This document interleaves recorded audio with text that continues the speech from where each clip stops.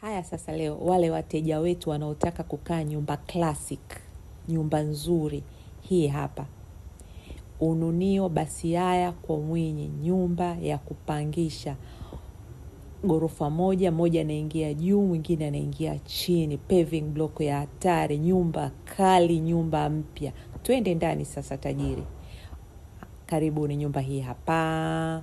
Ona open kitchen yake ilivyo bomba kabisa, open kitchen classic. Una jiko zake za kisasa. Angalia sitting room ina madirisha makubwa, milango mizuri. Haya, nyumba ina public toilet, ndio hii hapo ya kisasa mpya kabisa. Nyumba kali, nyumba nzuri. Haya, nyumba ina vyumba viwili vya kulala, chumba cha kwanza hichi hapo kakang. Madirisha makubwa, madirisha mawili, nyumba nzuri. Twende sasa ukaone chumba cha pili ambacho ni master bedroom. Chumba ya master bedroom ndio hichi hapo, madirisha makubwa mazuri, nyumba ina choo cha kisasa classic, vitu vimefungwa vya kisasa.